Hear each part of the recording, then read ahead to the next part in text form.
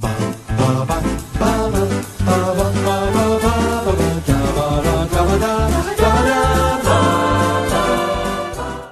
I'm Thomas Carruthers. I'm Will Leggetter. And tell me if this rings a bell. A weathered, out-of-practice 007. A camp rendition of Anton Chigurh. Albert Finney wielding a double-barreled shotgun. Judi Dench shouting, "Take the bloody shot." My favourite Bond. That, Will, is from our illustrious blog, because today, why don't you tell us what film we're doing? We're doing Skyfall. It's gone.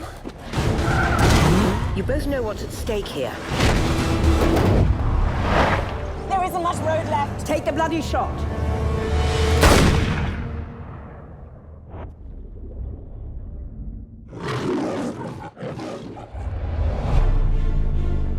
What do you say about a man like that?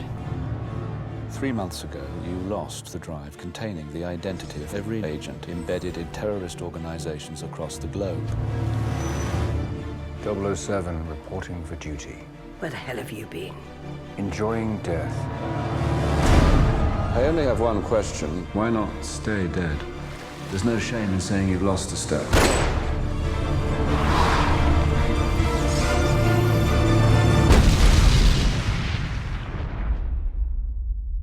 They weren't targeting her. They wanted her to see it. Welcome to the new MI6. And I was reading that from your top 10, where Skyfall is currently ranked number 3. That's because it's quite good. I'm your quartermaster. You must be joking.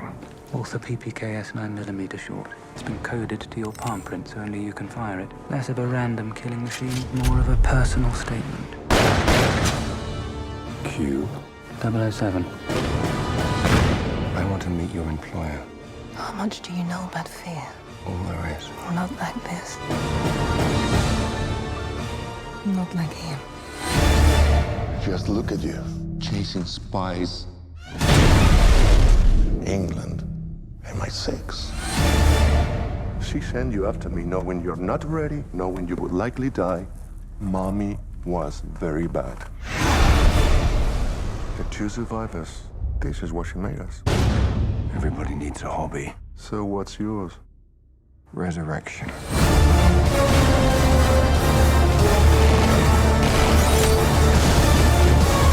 Yes. Now, we've done Casino Royale, which I think is my favourite Bond, and I think it still is my favourite Bond.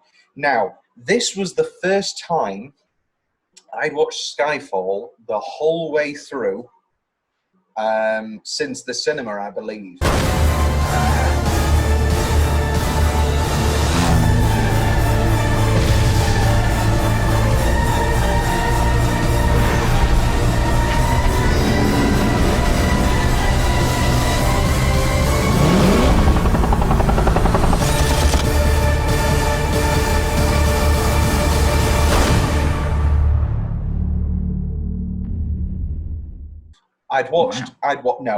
I'm saying that, but I'd watched ranging from 10-minute chunks to hour and a half chunks on the TV. It's on telly a lot, and you just, whenever you join it. Yeah. Which leads me to one of my first points. First time watching Skyfall, I thought it was great. There was no denying it was great. But I did nowhere near think it deserved all of the hype that it was getting. I did not think it was the greatest Bond film. There was a lot of talk about Oscars for a period. This was coming off the hype of the whole, Dark Knight, Oscar sphere, let's call it, where it was can a Bond movie, can a Batman movie get nominated for an Oscar? Because if this was just a prestige spy movie, not necessarily a Bond film, I can see a nomination for a lot of people. We'll get to that in Oscar travesty. Yeah. But this was, it's still not my favourite Bond. I'm still going Casino Royale. I think Casino Royale is I think it builds better. I think its set pieces. It's also it's a good introduction story. It's sort of it's a clean slate Bond. But I'd say in actuality, this is more of an introduction story. Yeah. which we'll get to. Yeah. But all in all, I really enjoyed Skyfall this time. Very good. You know, I thought it was marvelous. I still don't think it's the best Bond. And why don't you? Do you think it's the best Bond, or is it your favourite Bond? They can be the same thing. They can be. Yeah. It's certainly my favourite Bond. I think it might be the best Bond. But obviously Casino is my second favourite. Casino feels more Bond, if you want to say, because this is a strange take on a Bond. It's a grounded sort of Pertwee Doctor Who era Bond, where he hasn't got a TARDIS.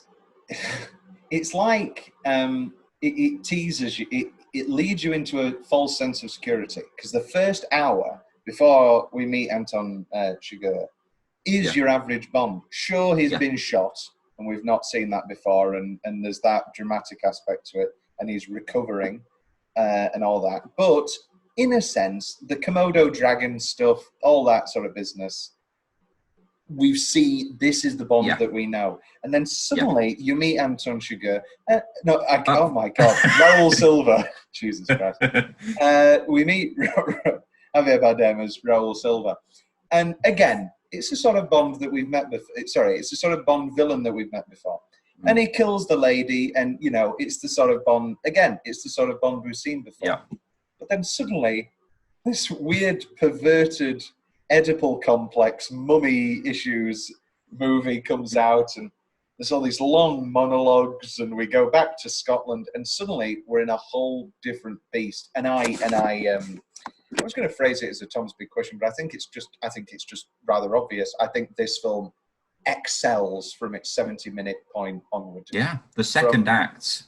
I think it's the best second act of a Bond. I'm a big. See, this is the thing. I'm a big fan of the Vesper betrayal in Venice. I think that hits. But that's more. I've never been a fan of that. No, you haven't. But that's more so a final 20 minutes. That's an epilogue. Yeah, it's the whole casino. It's a change in tone, but it's a bit too adrift from Casino Royale, I feel. But I think this is a big showdown, but it's dark. It's great. Let's just jump straight into YouTube comments. Oddly, not that many this week. Oddly, not that many. The real star of this movie was Roger Deakins. This is, in my opinion, one of the best-looking movies of the 2010s. This isn't our first Roger Deakins movie. We've done Shawshank Redemption, but undeniably one of the greatest cinematographers of all time. Oh, yeah. I mean, he finally won for Blade Runner 2049, which is some of the finest cinematography ever put to a film. You're not a big Sicario guy, but even that's... I'm not. A lot of his work with Denis Villeneuve has been just exceptional. A beautiful meeting of two, I'll say it, modern-day geniuses. Denis Villeneuve is a master filmmaker, and I have great faith in Dune. Hopefully, it will do. Actually, by the time that this is released, Dune may have come. Well, we don't know. It's COVID times. So maybe I'm talking about, like, the new Cats. Maybe, I don't think it is. But maybe Dune is the new Cats. And I am singing its praises. I hope not. I think we don't agree. But this is Jose Centurio's ranking. Quantum of Solace, Spectre, Skyfall, Casino Royale. Yeah, that's same as mine, but top two. I think that is your ranking of the Craig so far. Yeah. Oh, yeah. I liked Spectre a lot more than you did, though. Oh, yeah. I don't think I'm not going to put it above Skyfall, but I liked Spectre a lot more than you did. I think I've just it's just time, because when Spectre came out, I straight away said this is my favourite Bond. Oh. Because you get that buzz. I always get a buzz whenever I see any film. I'm like, this is my new favourite film. You are like a very small child in that sense. You are like did you watch John Mulaney and the Sack Lunch Bunch? I didn't. That was very funny Netflix comedy special. And there's a whole movie pitch scene with kids, and it was basically the joke of the scene was how every 5-year-old, as soon as they watch a new movie, it's their new favorite movie, and in a sense, that is you. You are a 5-year-old in that sense. You know, I really liked Spectre. So what's waned it for you? What's waned it over the years? I think my love of Skyfall has come back. I'm not sure. I really like. I was excited by all the setting. I love a snowy Bond. I loved the origin of Blofeld. I think that was a nice twist. But then I think, sort of, again, the final act was a bit too. It was just trying to tie all the films together. Oh, Silver was one of mine. This is one of yours. Walk up this tunnel, big building explosion, shoot the helicopter down, and I think it was lacking something. And also, I think it was a mistake making the Blofeld be a twist. I don't know why he wasn't just Blofeld. I know that he didn't have the scar to begin with. Yeah. But he didn't need the scar to begin with. That can be a nice reveal. You know, oh, now he's got the scar. Well, my big theory was going to be that Dave Bautista was going to be Jaws. I thought that he was going to get his teeth knocked out in this movie, and then he'd show up in No Time to Die or whatever, and he'd be Jaws. But anyway, and that sort of continues the, let's call it the starting again that happens in this film. All throughout, you know, we meet Q. This is our first Q in these. Oh, and what a Q! And what a Q indeed. The whole, I think, the M, the Gareth Mallory, the Ralph Fiennes usurping of Judi Dench. I think that works very well. Yeah. I think the Moneypenny is a bit rough. The way that it's delivered, the way that it comes about. It's very in your face. It's almost as bad as the end of Dark Knight Rises. You should use your real name, Robin. She has to say it. You should use your real name, Robin. Not needed. It's great, but he's not even. He's going to be Batman, not Robin. But we won't get to that. I never thought of that.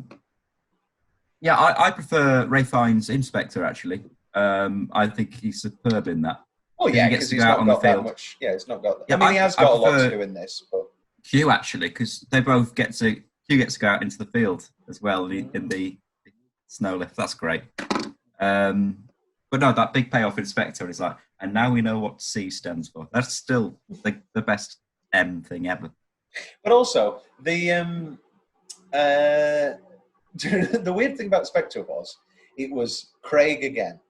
It was Sam Mendes again. We've not talked about Sam Mendes yet. You know, critically acclaimed director, American Beauty, Road to Perdition, Revolutionary Road. These are, let's call them blockbuster dramas. Oscar, American Beauty, obviously, an Oscar sweep. You know, Spacey won, he won, screenplay won, he won Best Picture, most importantly. And, you know, in the ground, you know, in removing art from the artist, I think American Beauty is a harder beast to tackle, seeing as Kevin Spacey is playing a pedophile. You know, LA Confidential's easier because he's not playing a pedophile, but in American Beauty, he's playing a pedophile. So it's a harder one to tackle. And actually, I'm going to ruin a fact here. Kevin Spacey considered for 2 roles, M, Silver. Oh, I could see as an M. Big collaborator, obviously, with Sam Mendes, American Beauty, and then all of their theatre work together, including their much celebrated Richard III. Yes, at the old edit when Spacey used to run the old Vic. You know, it's an odd thing, but we're both big Kevin Spacey fans in his act. There's no denying. Oh, I think he's a superb actor. He always was in my top 10. I think there is an odd thing where I can't put him in my top 10 anymore, but I'm actually lying to myself. He probably is still in my top 10. But anyway, but I, on the other hand, can see him as a great Silver. I'm not taking anything away from Javier Bardem. I say it's once you're spoiled with Javier Bardem, there's no one else, really. See, this is the thing. I think the casting of Javier Bardem actually goes against Silver as a villain, because Javier Bardem has already played maybe the greatest villain of the past 10 years in Anton Chigurh. And I know that they are two polar opposite villains, you know. Chigurh's not silent. I was going to say Chigurh is the silent demon, but he's not. He has long scenes talking about coins. But he's more of a reserved figure, let's call it. He's not as camp and gregarious as Silver is. Oh, yes. Oh, look at me. Indeed. That's it for YouTube comments. Best 10-minute stretch. Well, why don't you kick us off? Oh, I've got a few. I've got... Naturally. As any Bond deserves to, the opening. Yeah. Let's break them down, because I think not to jump your boat, I've got opening Casino, introduction to Silver, court/train, and Skyfall end. Yeah. I think let's... Have you got any others? No, that's it. That's exactly what I've got. Let's break these down in order then. So the opening. Great opening. Fantastic opening. And again, it lulls us into that, oh, this is your typical Bond. Yeah. And then he gets shot. I mean, it was obviously ruined by the trailers. Yeah. I'd love to see. This is the thing. This is the problem with all trailers, isn't it? Like, can you imagine if the trailer was all Istanbul? Like, it was an entire 3-minute trailer about Istanbul. And like a bit like the No Time to Die. I think that's done very well, actually. Yeah, I know nothing. And it's no. I mean, there's the don't lose control. So we know that Christoph Waltz is back. We know nothing about Rami Malek though. No. And maybe that will be emblematic of how big he is in the film. Maybe he is more of a supporting villain this time. And it's still Christoph again. Maybe it's more of a Batman Returns situation with 3 villains. I mean, we can only hope that any film is like Batman Returns. I hope that Dune is like Batman Returns. But all in all, it's a stellar opening. Let's talk about this starting again thing, this reintroduction to the Bond mythos, these constant little drops of the mythology that we didn't really get in Casino Royale. It was always subversions of it. It was shaken or stirred. I don't give a damn. Do I look like you're thrown straight into the action, aren't you, in Casino? It almost makes sense because you don't then hear the Bond tune until right at the end. So it's Casino. And it's an orgasmic release at the end of Casino Royale. Hearing James Bond, and then which I think again, it's a better needle drop than in this film. Nothing against this film, but the middle, the final one's good, obviously, but the middle one. With the Aston Martin, I like.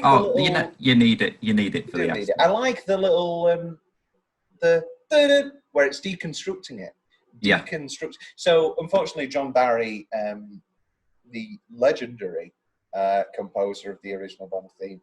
I mean, there's much to do about the Bond theme, but anyway. And also, the best part of Out of Africa is the score. The score is sensational. By John Barry, and he'd passed. And so Thomas Newman's Freak always, I believe he's done every Sam Mendes score. He definitely did American Beauty in 1917 and I think he's done them all. And Road to Perdition. But Craig again, wonderful. Have you seen Road to Perdition, Will? I haven't. Oh, it's the one where he's got bleached blonde hair and he's in the back of a car. No, that's Lucky Logan. Which was great. Logan Lucky. Logan Lucky came and went, and I have no idea why. It was great. Steven Soderbergh can do no wrong. I mean, he has done wrong many a time, but just great. Daniel Craig was excellent. Adam Driver was great. Channing Tatum. Seth MacFarlane was really funny as this wacky British racing track. I thought, great. Everybody go watch Logan Lucky. Yeah, great stuff. No, Road to Perdition's Tom Hanks and Paul Newman.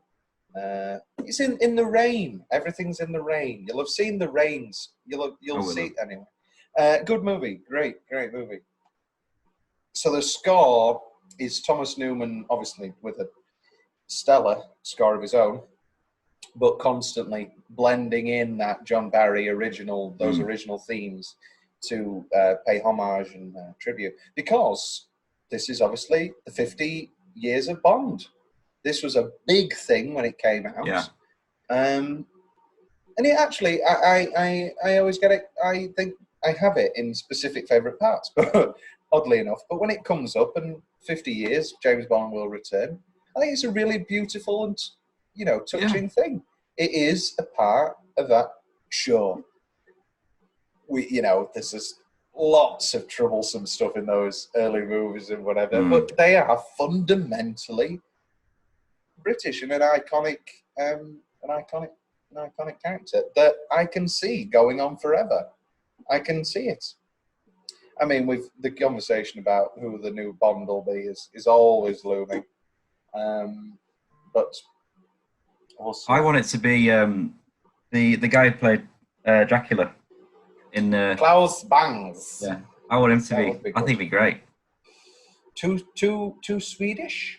Is he Swedish or is he what is he? I Austrian? think only 2 English people have played Bond so far. Yeah, but they've been Scottish, and he's Scottish.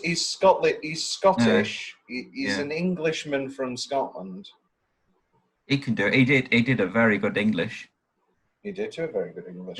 Well, no, because but his Dracula was a bit Austrian. It was a bit. Get him a screen test. Get him a screen test. I want. You know what I do? The Bond movie I do want is coming out. It's called, what's it called? The Orange Paper Heritage. The Orange Paper, whatever. It's got Mick Jagger in it, and it's got what do you call it? Klaus Bangs. I don't know. I want his acting. The IMDb's gone off. Anyway, it's got like the Orange Paper Bloom, and Elizabeth Debicki is in it, who I think is just sensational and very underrated. And I can't spell her bloody name, Mick Jagger.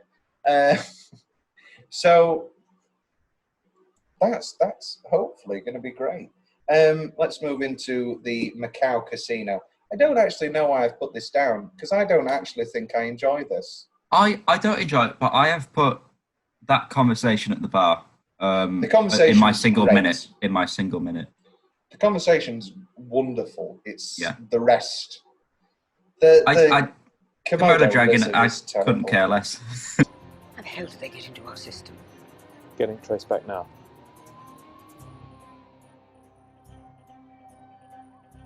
It appears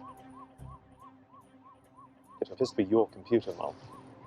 Shut it down.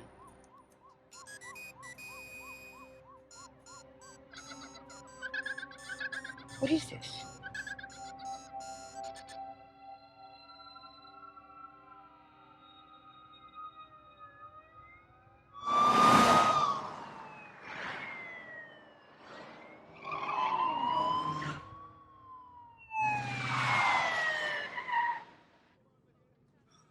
Oh, for God's sake! Just get out of the way! Don't you recognize the car?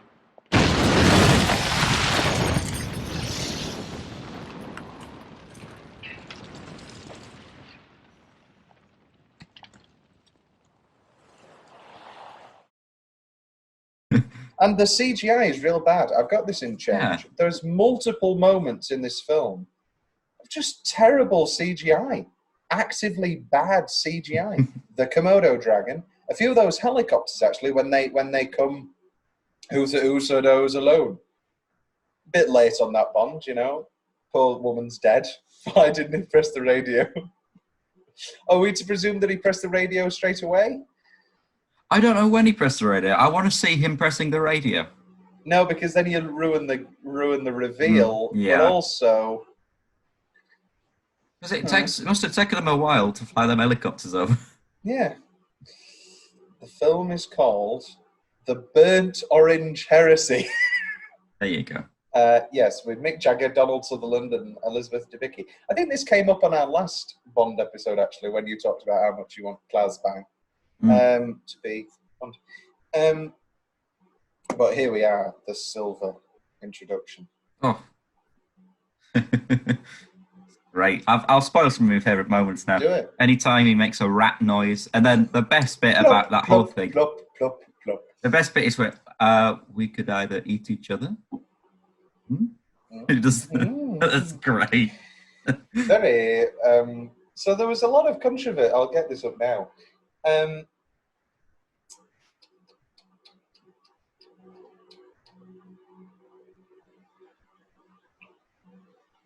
Where is it? Yes, okay. So in October 2012, controversy broke out in the media about this movie's homoerotic overtones. Thank God it didn't say undertones. From Raoul Silva, directed towards Bond. Bond traditionally being a devout heterosexual ladies' man. The Führer suggests that I didn't know that Adolf was pitching in. Suggests that Silva may be the first ever male Bond girl, and that James Bond may actually be bisexual. However, it's not the first time that a male Bond villain has been suggested to be gay, as Mr. Wint and Mr. Kidd in Diamonds Are Forever are camp henchmen, and they bring up the ball torture scene. I say that campness is not a new thing to Bond. That's what makes a Bond movie Bond. It needs to be camp. I think it's specifically the stroking of the chest sequence. Yes. Is Silver attracted to him? Or is he trying to psych him out? I think he's attracted to the power that he feels from it, the dominance. Indeed. What an intro! I remember actually. I remember sitting in the cinema, and that elevator coming down. And see, this is a better introduction than the Weepy Eye. What's he? Max. Le Chiffre. Because that's disappointing as well. His character, because he's just on a boat playing cards. I want a grand introduction. My grandmother showed me. We buried an ore drum and hinged the lid. Then we wired coconut on the lid as bait, and the rats would come for the coconut, and they would fall into the drum. Plop, plop, plop. And after a month, you have trapped all of the rats. Well, what do you do then? Throw the drum into the ocean? Burn it? No. You just leave it, and they begin to get hungry. And one by one, they start eating each other until there are only two left, the two survivors. And then what? Do you kill them? No. You take them and release them into the trees. But now they don't eat coconut anymore. Now they only eat rat. You have changed their nature. The two survivors. This is what she made us. That's great. And the best thing, he makes that last 10 minutes. He does. That could be its own 10-minute stretch. And Mendes and Deakins, they know that this is a bloody good little monologue, and they know that Javier Bardem's going to sell the shit out of it. And so they're just like, yeah, just plop the camera there. I mean, there's that slow zoom in past Bond's shoulder. Yeah. But it's just holding. And I remember sitting in the cinema and going, oh, it's just holding. Like this was getting into film and all that. And it was around that sort of 2010 period where I was noticing stuff, and I was going, oh, that was a really good shot as it was happening. It wasn't an afterthought anymore or a rewatch, and also it was a new film. I wasn't watching Taxi Driver and going, oh yeah, this is really good, because I already knew that Taxi Driver was good. But watching Skyfall and seeing that intro shot, it's furiously brilliant. introduction. The cart in the train. I think this is the best sequence. Over Skyfall? I don't know. I think... You could say from now on. I'm not going to say the final hour of the film is the best sequence film. We always walk around these sort of things. What's the best part? Is it Skyfall or is it the cart train? I like Skyfall. However, I think elements of it's just great. It's still, you've got, of course, Judy doing the poem over the top. I like that. I think Judy's the single best moment in the film is Judy's speech and cutting to Silver in the car and then cutting to Bond just belting it. Yeah, in the middle of the road. Just running. That is the best moment. Because he knows exactly what's going to happen. And he's the only person who could stop it. Sam Mendes has been very open about how he aped the structuring and so on forth and the way that those Dark Knight movies were built. And I can just hear in my head the dun, dun, dun, dun, dun. I mean, I've told us before, we've not done the Batmans yet, but we will. And I get so ungodly pumped when the dun, dun, dun, dun, dun pumps in. It's an unrivaled feeling. Into Skyfall, we meet Albert Finney, we meet Kincaid with his big bushy beard. Great big bushy beard. Albert Finney's last film role. Yes, very sad. I love Albert Finney. Yes, what's your favourite Albert Finney one? Oh, Big Fish. Yes, Big Fish is great. I'm a big fan of like Annie. Annie 1982. I do. I adore it. I just think it's such a wonderful, wonderful film. Before the Devil Knows You're Dead, he's wonderful in. What about Murder on the Orient Express? Do you like his Poirot? Oh, I haven't seen his Poirot, but I imagine it's better than Kenneth's. It is. It's almost infinitely better than Kenneth's. But Murder in the Sidney Lumet Murder in the Orient Express is a bit of a disappointment, actually. It's for an all-star cast. It's excellent, but you keep wanting Sidney Lumet to sort of elevate the material, and he can only elevate it so far. Yeah. It's an odd one. Miller's Crossing, absolutely wonderful, and his two Woodfall movies, Tom Jones and Saturday Night. No, different Tom Jones. As a kid, though, I did think it was a movie about Tom Jones. It's not. It's oh my god. You were doing Tom Jones. I was doing Tom Jones. Genuinely thought you'd belched. No, I'll give you Skyfall over Cart and Train. Mainly because of M's death. Yeah. And Silver's absolutely insane final moments. I thought you were going to say his entrance to "Gonna Shoot You Right Down." Put us out of our misery. Put us out of our misery. And then he gets stabbed. And the most insane... I mean, there's the famous story about Christopher Lee on the set of Lord of the Rings. Have you heard this story? No. So Christopher Lee, obviously a war man. And Peter Jackson, there was a stabbing in the back scene. And, And Peter Jackson said, "Yeah, I want you to go, oh." And Christopher Lee went, "No, that's not what happens when a man is stabbed in the back. He goes, oh." And he because obviously Christopher Lee had seen many people literally stabbed in the back.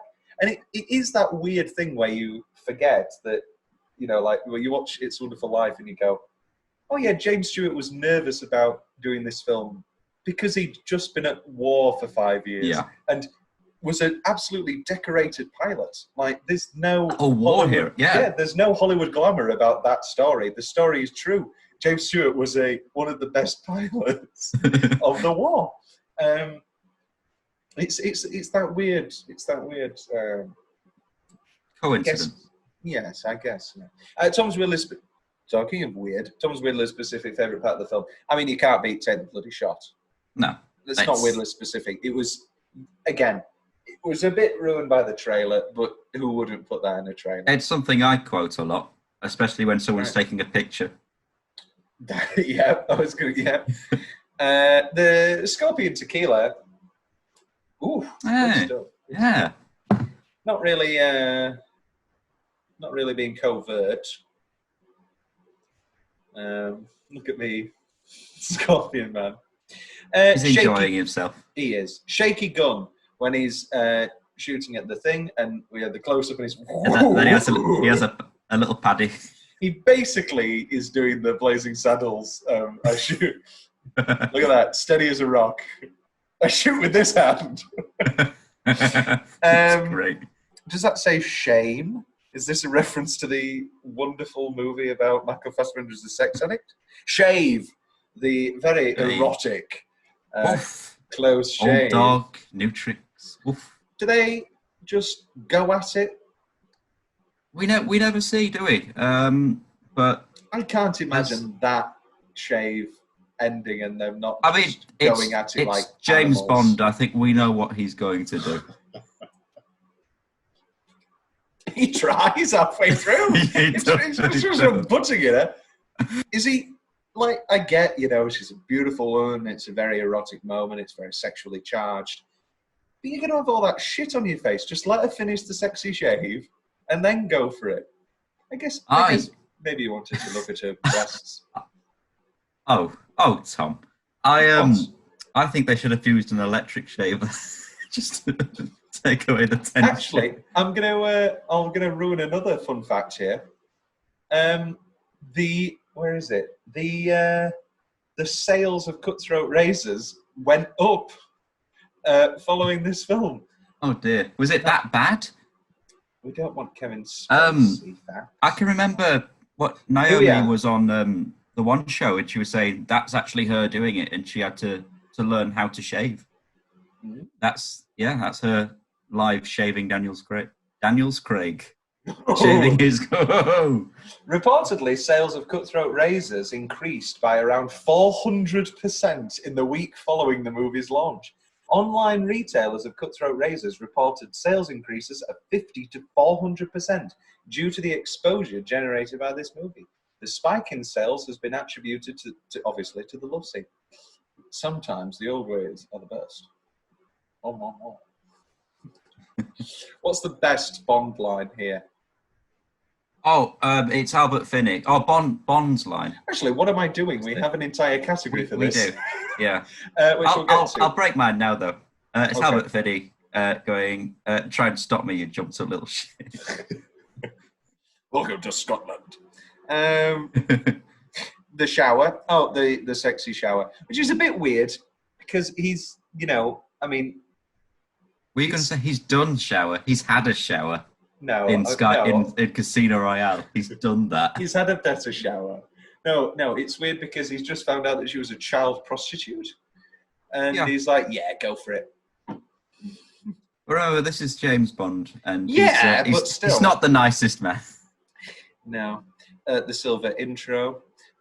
Keen to...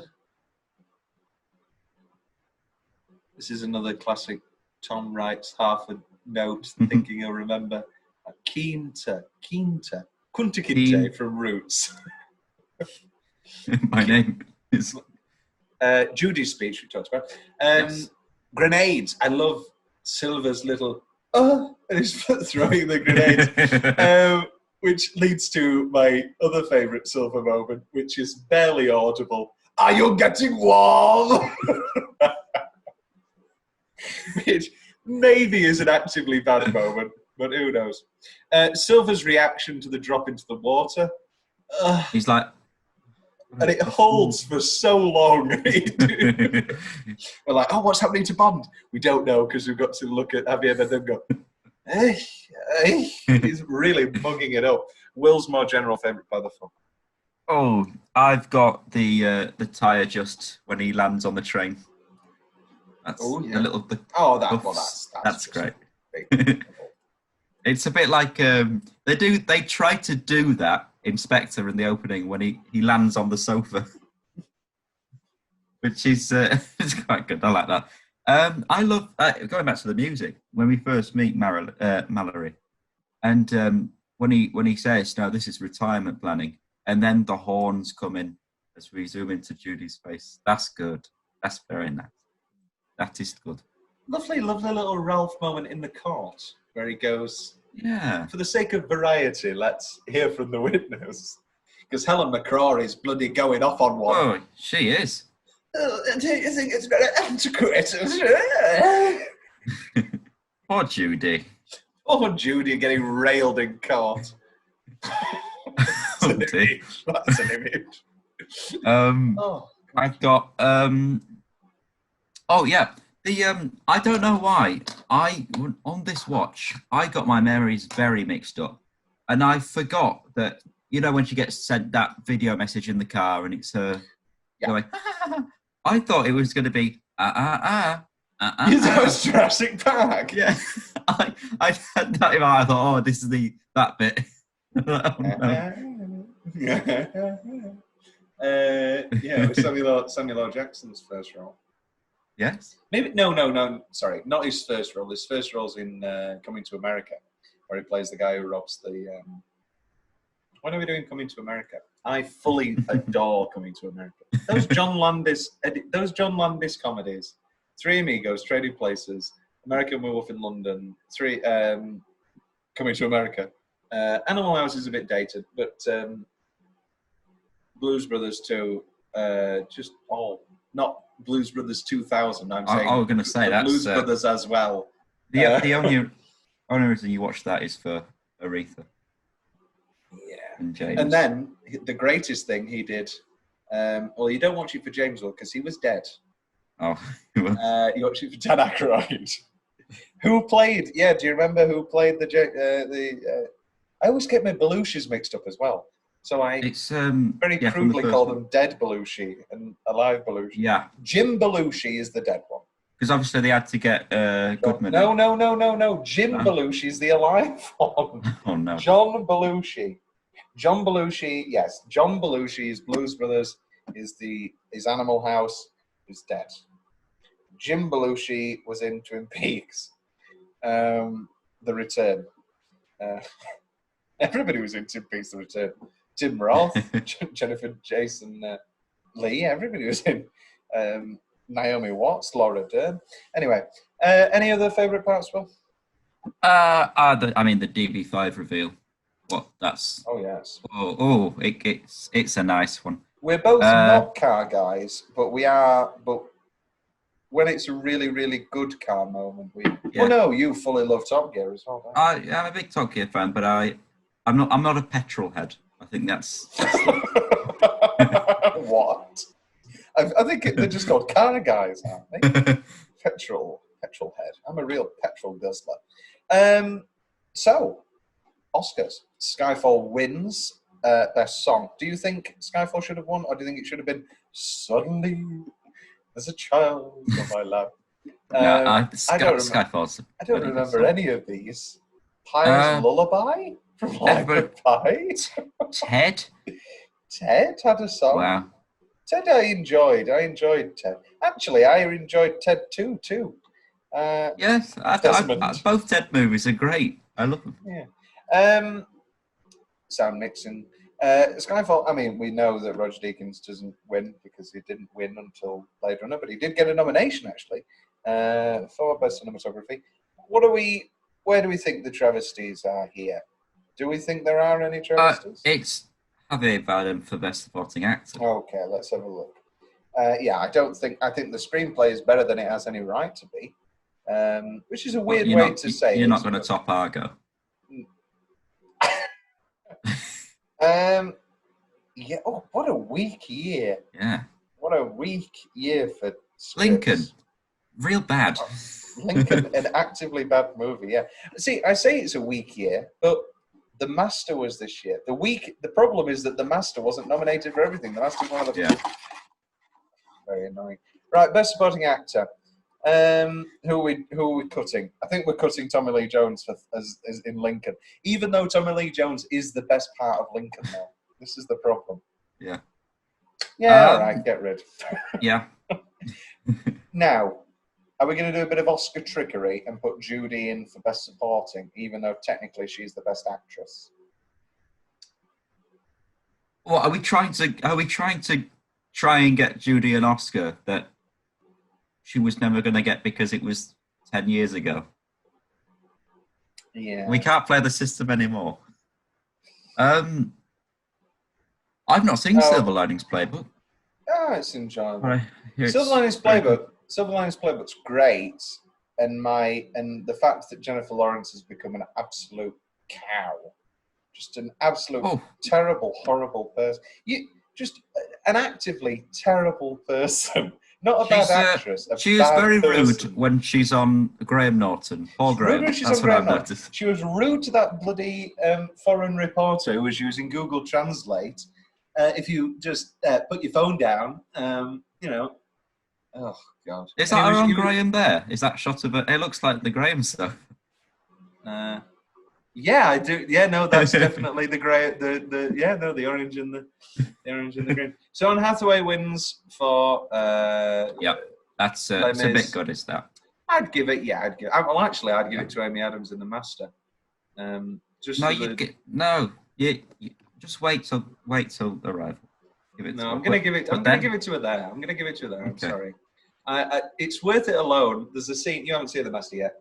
There's a scene where she's convincing Philip Seymour Hoffman to do something, and it's shot from the waist up, and it's only halfway through the scene that you realise that she's jerking him off, and it's the best acting she's ever done. Oh wow! It's not erotic in the slightest. It's just everybody watch The Master. The Master is The Master is a masterpiece.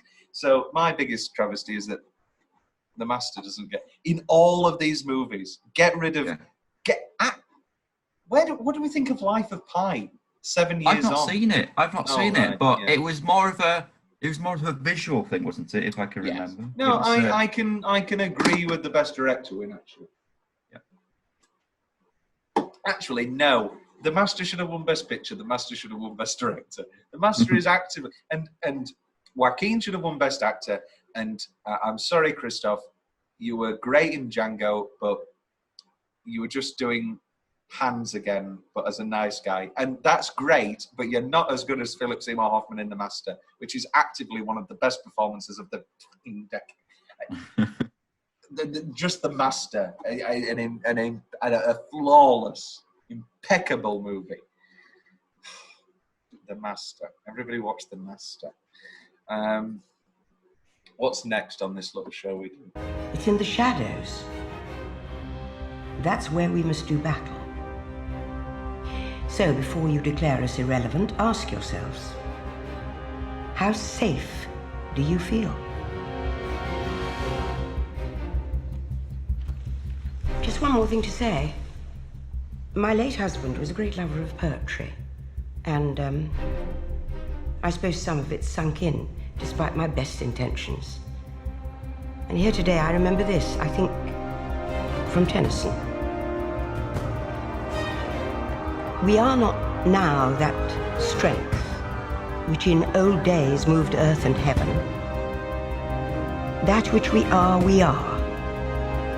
one equal temper of heroic hearts, made weak by time and fate, but strong in will, to strive, to seek, to find, and not to yield. Most favorite building on set. You've got a lot. Hey, Bond's a famous room. I think you'll disagree with me here because we've clashed on our tastes in architecture. I'd argue I've had an education in architecture, so you haven't really got a say. This is true.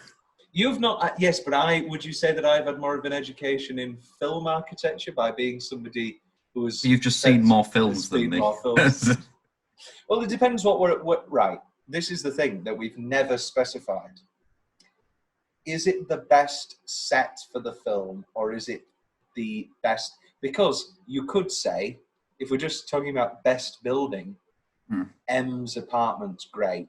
Yeah. You would prefer to live in M's apartment, but actively, It's Skyfall is the best set. I usually look at production design is a big, and then sometimes how it can be used as sort of a spatial thing. How it's Sometimes we just like to point out that some of these apartments are lovely. Yeah. But I'm going to disagree with you. Skyfall is the second best production design. I really like Churchill's bunker HQ. Churchill's bunker sounds filthier than it is, and it does sound like some old Cockney rhyming slang for a sex act. But I don't know what it would rhyme with, and we're not going to try and think. But no, I'll give you. I think it's because I'm a big fan of brutalist architecture. And it's not brutalist, but it's still London, it's grimy, but it's like it's modern and old. It's a mix of both because you've got all of the wiring. It's great. I like it. Yeah, I can see. And it obviously it's that's what they use now, isn't it? They're always there, but now Rory likes to go by boat.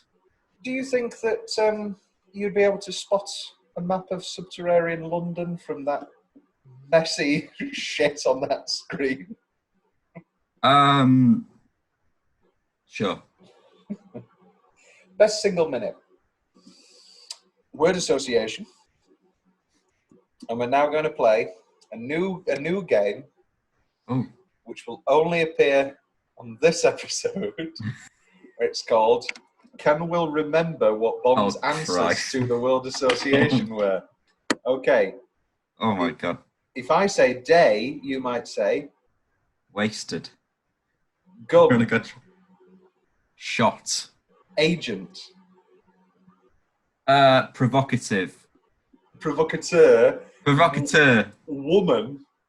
Provocative. Provocatrix. Provocatrix, that's it. Heart. Target. Bird.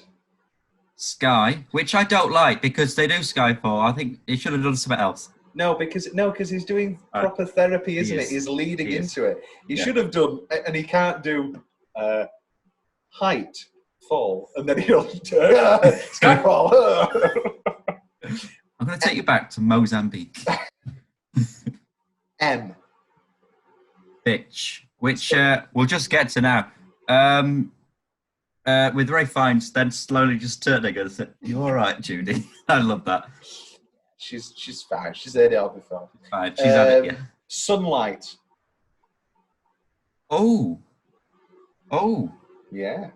I don't remember that. I think swim. Yeah. I agree with him. I find something very relaxing about swimming and the sea and sun. Moon. Dance. Yes. Murder. Employment. Yeah. Country.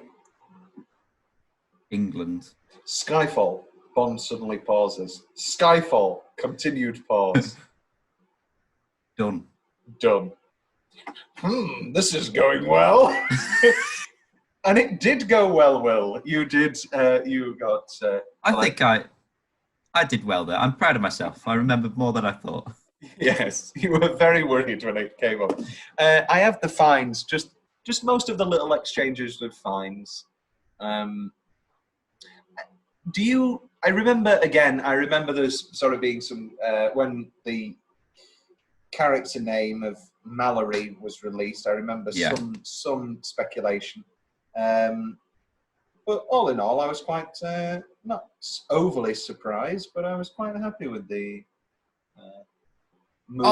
fines. Yeah, I mean, obviously Judy is the greatest M that will ever be. But I think Ray Fiennes is it's a great replacement. He is definitely in No Time to Die, isn't he? You didn't need to adjust to him straight away. You're like, oh yeah, that's M. That's he's very good. Yes. Oh, Jeffrey Wright's going to be in No Time to Die. It's 2 hours 43. Oh, wonderful. Wonderful. Oh my God. It's going to be like... It's because Rami Malek keeps breaking into song. Yeah. No, that's the whole point, isn't it? He doesn't break into fucking song. He mimes, and You could set that bit when he's outside the van. Hi, I'm Freddie, and I like to sing. Go on, show us what you can do. I just like to sing and have sex. What can I say? There, I did exactly what Ralph Fiennes did in Baby Wrestling. In Red Dragon. I am the Red Dragon, and I... tearing off Philip's tongue. Yeah. I'm not going to open my eyes. I'm not opening my eyes. You will witness me. Yes, like Matt too. Look at Matt. It's a good bloody. I mean, I know it's the point of the film in the book. It's a good bloody thing she's blind. Oh my god. Jesus. I don't know why. Where's Emily Watson gone? Where's she gone? She was in Apple Tree Yard, wasn't she? Everybody loved Apple Tree. Yeah. Emily Watson. Because I think that what I associate her with the most is the water horse, the Loch Ness Monster movie. I loved the water horse. I went for a birthday party and then we went to Pizza Hut afterwards. It's a very vivid water memory. Horse. That's where my love of drop the mic endings came. Was the kid finding the egg in the water horse, and Catwoman popping back up at the end of Batman Returns. She was in Chernobyl, which was big. She was in a TV series of Little Women in 2017. So badly timed for them. Apple Tree Yard. She was Chief of Staff Fox in Kingsman: The Golden Circle, which I don't remember her in at all. I don't remember that. She was in a little indie movie called The Song for Jenny, which apparently she got some good reviews on. Mostly, The Book Thief, The Politician's Husband. Do you remember that with David Tennant? No, that's what it was like. Oh, he's not Bond anymore. Let's, War Horse, another horse movie. It's next to I really like War Horse. Makes me cry. I've never liked War Horse, it has to be said. Oh yeah, David Morrissey was the bad guy in... Well, no, he wasn't the bad guy, was he? He was just the army leader. I'm back on Water Horse. I might have to re-watch Water Horse. I hope that the CGI is not, ungodly terrible. Tell you what is ungodly terrible. Night and Day. Let's do a quick Night and Day because I watched it for the first time last night because it got hyped up so much. I can remember because it was... Who? Sorry. By Tom Cruise and who's hyping up Night and Day? I can remember it being big because they were two big stars back in, 2010-ish? Because I can remember them. It's one of the best episodes of Top Gear, and they was on doing a lap. But no, it was meant to be big, and it was dire, really bad. Can you see? I can see. If it wasn't so. Well, wait a minute. It's called Mission Impossible. I was just going to sell Cruise as Bond, but it's called Mission Impossible. Was it? Yeah, I think I read a review afterwards, and it said, "Yeah, this is probably what Tom Cruise's last action film." What are you trying to say? Let's have the conversation now. These recent Mission Impossible movies have been nothing short of absolute masterworks of the action genre. Which are better, the Craig Bonds or these past four Mission Impossibles? I know you prefer the Mission Impossibles. However, as a premise, I'm a big Bond fan. However, the last few Mission Impossibles, I would watch over other Bonds. I think you've written me off quite early there, Will, because I very much love Casino Royale. I think pound for pound, if you're just literally going Fallout versus Spectre, Fallout wins. Ghost, but that's the thing. Rogue Nation versus... it's Quantum versus Mission Impossible 2. Neither are good films. No, 1 minute. Then Rogue Nation would be versus Skyfall. I'm going to give it to Rogue Nation, I think. And then Ghost Protocol versus Quantum of Solace, definitely Ghost Protocol. Yeah. Then, and then we run out, and then it's Casino Royale versus Mission Impossible 2. Pardon me. Casino Royale definitely wins. Previous guest Ava Robinson will die on the hill that Mission Impossible 2 is the best Mission Impossible movie. And it just makes no sense to me. It's a take that she throws in then and again, and it's just insanity. And the best part is that she knows it is. Like, she will, like, say it through gritted teeth. She'll be like, yeah, no, I know that it's, like, bad. No, yeah, I think it was also spoiled night and day because I watched 3 movies in a row last night, none of which were homework for the podcast. So I just like movies. I mean, I think it went excellent, bad. Shoot the list. The list. I started with Field of Dreams. I love Lovely Field of film. Dreams. I love it. It's great. What's the best part in Field of Dreams, Will? It's Ray Liotta. No, and he does his laugh. All right. It's where Burt Lancaster can't leave, and he has to become old again. Yeah, he has to step out, and then he thanks him. Don't worry. My wife will think I've got another. Oh, that's great. Lovely stuff. It's was it Ray Liotta's first one, or his breakout at least? No, Something Wild was before that, I think. We were watching it, and my sister started bursting out laughing. It's because she didn't realise it was Ray Liotta until he did his laugh. So she knows it only from the B movie. Yes, because he did that. She went, "Oh my god, that looks just like the man in the court trial from the B movie." I said, "Yes, that is Ray Liotta." That is much celebrated actor, really. You need to watch bloody Marriage Story already. Jesus Christ, Will. Watch Marriage Story.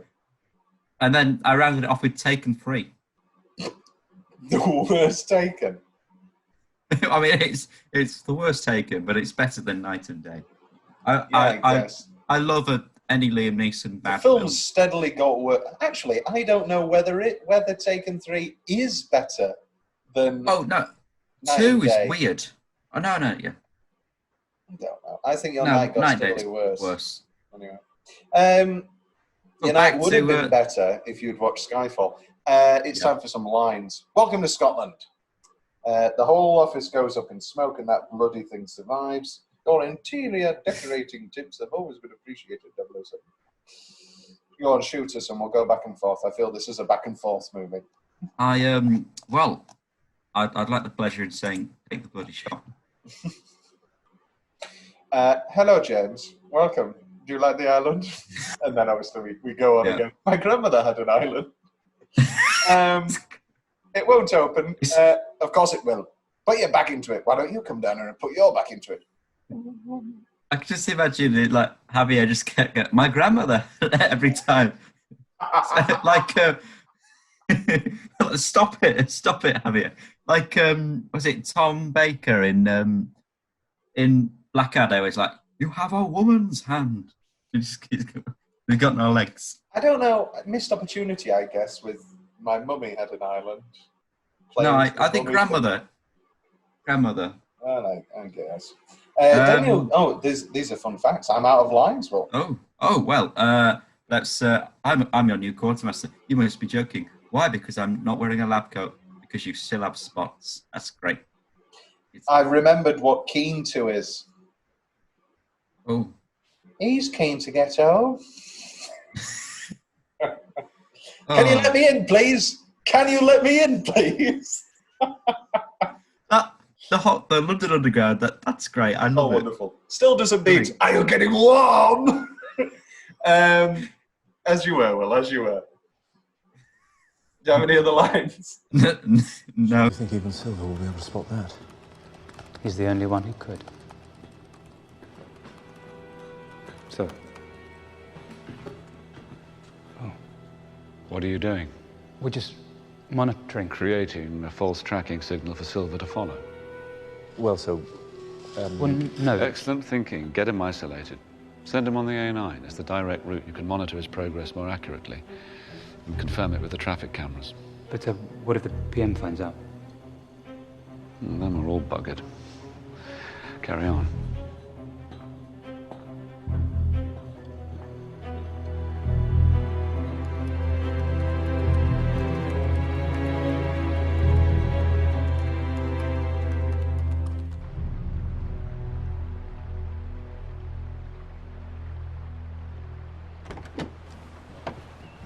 What's the change then? We talked about the CGI.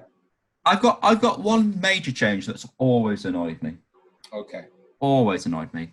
And it shouldn't annoy me because it's something I do a lot. It's the Chris Packham scenario where you say W's instead of R's. And he goes, where it's in that initial cue. I've got the line here. It's like, yeah, because he says, "Oh, that's all you've got, a gun and a radio," and he goes, well, "It's not exactly Christmas, is it?"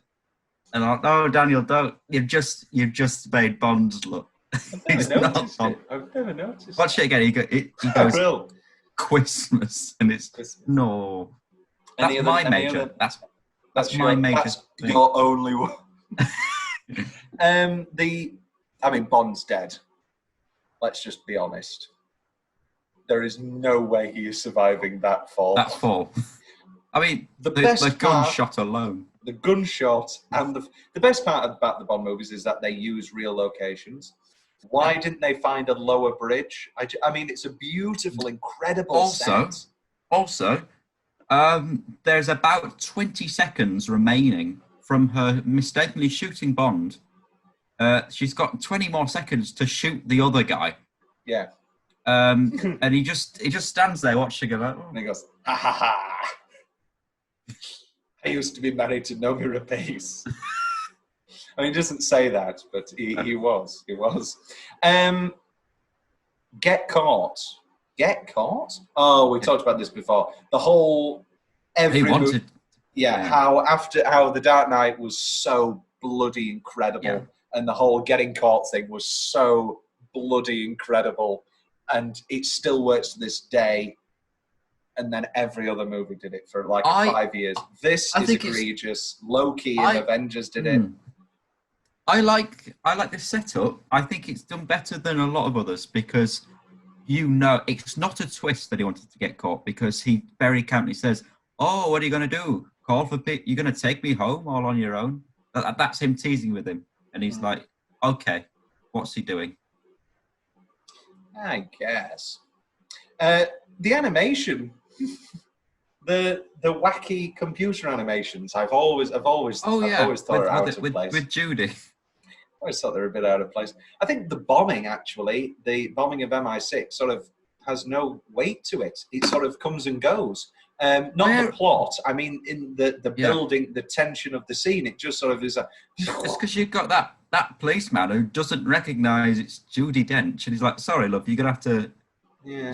I'm Judi Dench. I just feel there's no build-up at all. Where is this building? I've been to London 6 times now, I think. Yeah. Not many times. I don't get to go often. We look for it every time. I can't find it. I've seen it. We've done it, and I can't. No, I can't. I was going. I'm sorry. I was going to reveal a link I have to MI6, but they've told you I'm not allowed to. I am sworn to secrecy, so our viewers will now believe that I am the whole hacking concept, the concept of hacking, because nobody properly understands hacking. Well, no, obviously hackers do, but the layman's film audience does not understand hacking, so you can just say whatever the shit you want, and you can just say, "Oh, I've hacked into him. Oh, he's hacked into me." Ooh. And so I just find it very lazy and uncinematic. He's managed to unravel the autopulmonary system and all of the binary. You can just... It's like you're leaving a trail of breadcrumbs all the way to get him on the A9 so the cameras can check him. It's just... I mean, well, no, that makes sense. But, what is this... breadcrumbs? What are these breadcrumbs? Is it just... I beg your pardon. Yeah, well, what are these breadcrumbs of just James Bond? James Bond was here. James Bond was there. The M's death. The where have you bloody been? And I was just in some deep water. And then him snapping out of it to catch her. Yeah. I get what they're doing with, it's a send-off. In every other Bond movie, he'd say his wacky line and then we'd all go home and have a cup of tea. Yeah. But no, M's dying. He can't even get his wacky line out. However, I feel it feels rushed. And I think it was ill-placed. I think they need to have a conversation. Mm. Remember that time, James, when I came to the orphanage? No, I think the sparing 3 lines that we have back and forth works. Everybody talks about how in Bruges, Brendan Gleeson wouldn't be able to survive the fall. But he only says 4 words. He's like, have you seen In Bruges? I haven't, and I really want to because I hear excellent things, so don't spoil it. I won't spoil anything. So now, and for viewers who have seen In Bruges, enjoy laughing to yourself. What's left from Will's notes? What is left? Nothing. I've got a few. The whole Rosebud thing, the Citizen Kane of it all, with what is Skyfall? What is Skyfall? I remember that being a bit of a mystery at the time. And it sort of pays off, I guess. It is. It is the Rosebud thing of like it's just something meaningless from his childhood. Yeah. A sled. Sled. Sled. Yeah. The name of the next pod. Jez Butterworth did a uncredited polish on the script. Our yes, writer of our favourite play, Jerusalem. Not our favourite play. I say that. It's actually quite good. It's all right. It is a very good Yeah. play. It's not nowhere near my favourite play. Oh, no. But it's a very much play that I enjoy. It's good contemporary play. It is indeed. Here's something I've never understood. What is it you said you did for a living with Kincaid after he does the incredible shotgun shot? Oh yeah. That's the I don't understand. I always thought that Kincaid knew that he was doing something Secret Servicey because he's so in straight away. When he's like, says, there's some people coming together to kill us. Yeah. But it's then the shotgun aspect is like, what is it you said you did for a living? That line should be, I guess you've grown up. Should it? Okay. No, but it should be something paradoxical. It should be something like... You need to get Jez Butterworth on the phone to polish up some of your plays, I think. You should have grown up. You've grown up. What's the next category? Is it all ending corner? We do. We've done fun facts. No, we haven't done fun facts. I've been dropping fun facts, but we have got a couple more. Daniel Craig performed many of his own stunts, including Tom Cruise. Just like Tom Cruise. Dame Judi Dench has more screen time in this movie alone than Desmond Llewellyn had in his 17 movies as Q, making her portrayal of M the most recurring character in the franchise after Bond. Oh, very good. We should have had more John Cleese as Q, I think. I enjoyed that. After watching A Fish Called Wanda again last night, more John Cleese just all the time. Yeah, he's great. So here's the big thing. Role of Kincaid was originally written with Connery in mind. Producers Barbara Broccoli and Michael J. Wilson originally wanted Connery to come out of retirement and make a surprise cameo. Director Sam Mendes told the Huffington Post there was a definite discussion about Connery playing Kincaid way, way early on. But I think that's problematic because to me, it becomes too... Oh, you stopped talking. It becomes too... It would take you out of the movie. Connery is Bond, and he's not going to come back as another character. It's like he's been there, so it was a very brief flirtation with that thought, but it was never going to happen because I thought it would distract. And also, Bond... He's not clever enough to be. He just wouldn't make... He doesn't know how to build all of this technical stuff. No. As the character of Kincaid. Oh, okay. Not as Sean Connery's Bond. All right. This is the first movie. The first time a character. This is the first movie to ever use the F word. This is the first time a character is audibly heard saying the F word in a James Bond film. In The Living Daylights, Bond clearly says, "Oh, for fuck's sake!" but it couldn't be heard due to a plane engine noise. So this movie. Where does it say it? Judy goes, "Oh, I fucked it all up, haven't I?" Actually, I remember that in the cinema as well. I remember people going, "Oh." Oh, Judy. A bit like in Philomena, where she goes, "I didn't know what a clitoris was for a long time." Lovely movie. I love Philomena. I also like Rafe going, "Don't cock it up." That's good. Daniel Craig told Rolling Stone magazine that he wanted this to be his third and final Bond movie, saying, "I've been trying to get out of this from the very moment I got into it, but they won't let me go." Obviously, that phrasing came a bit more vulgar with the famous. Yes. I would rather slit my wrists with broken glass than do another Bond movie. And I'm really excited to watch No Time to Die.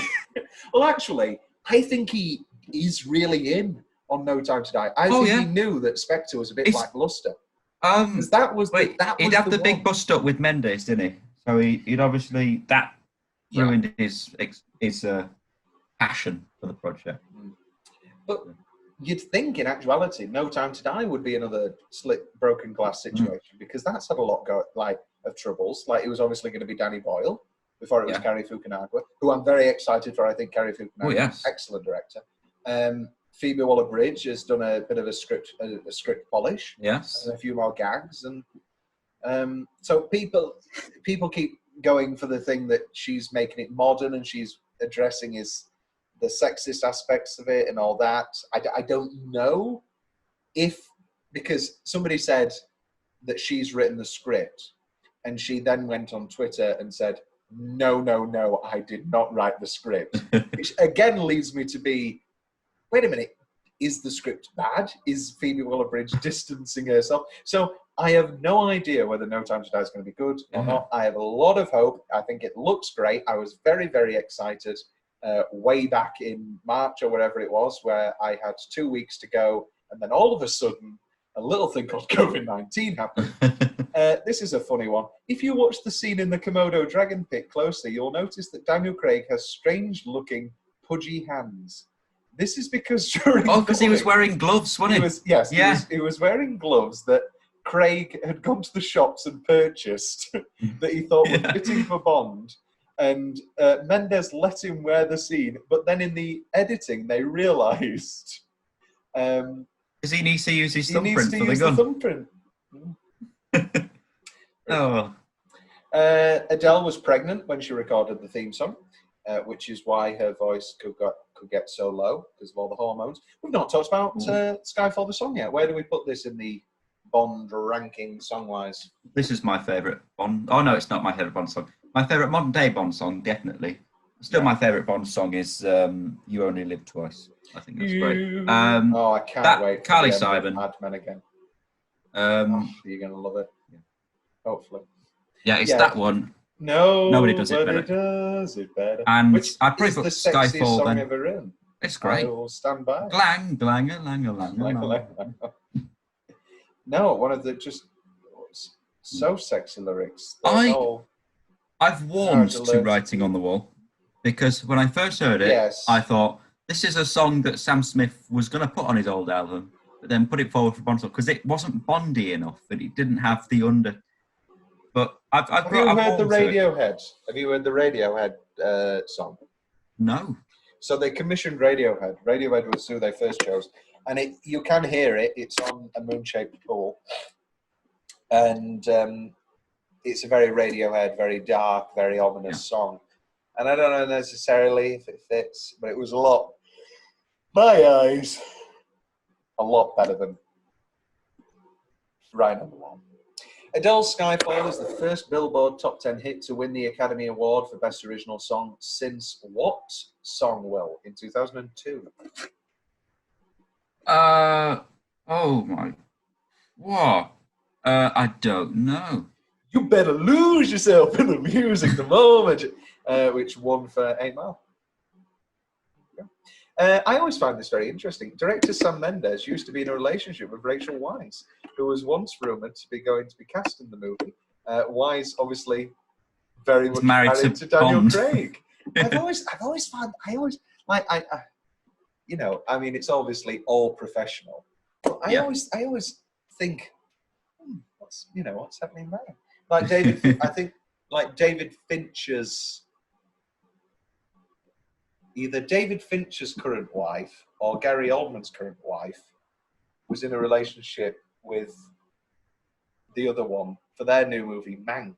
Now, I always think, like,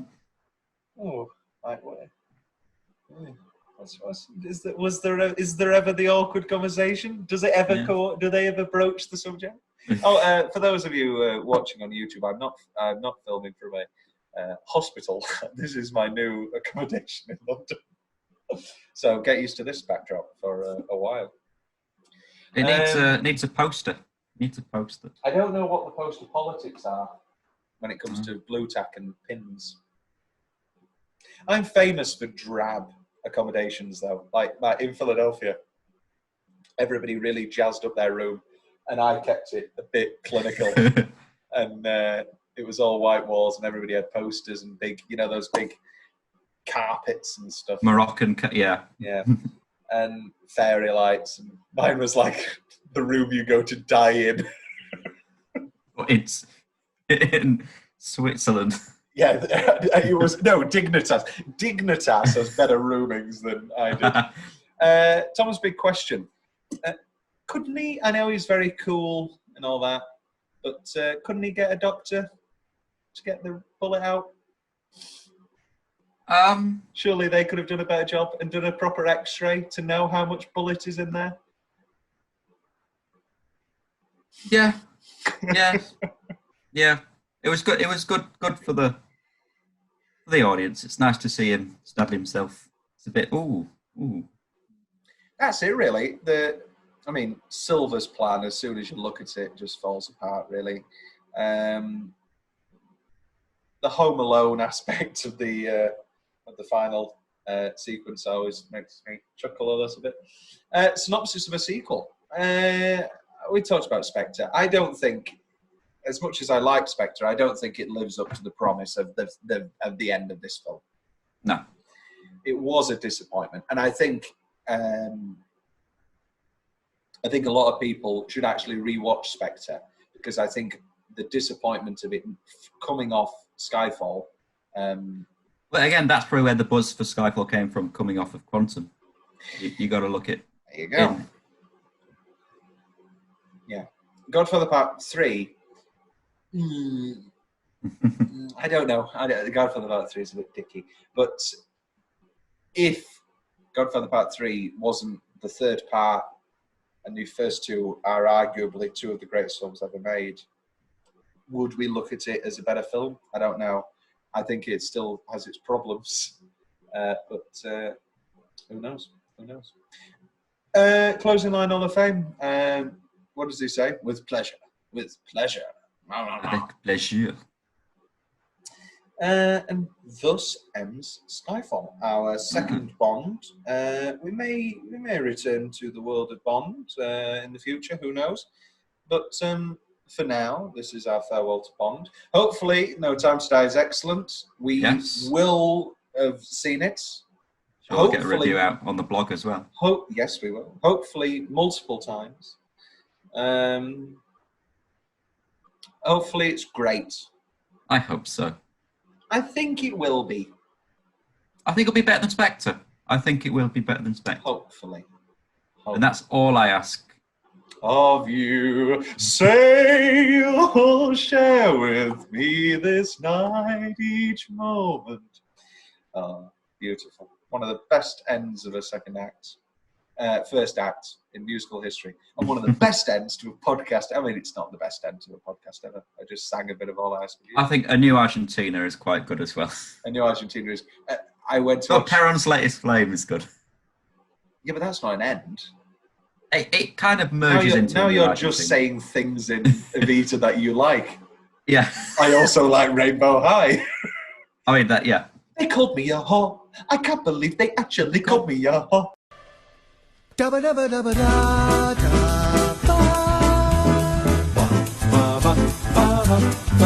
ba ba ba.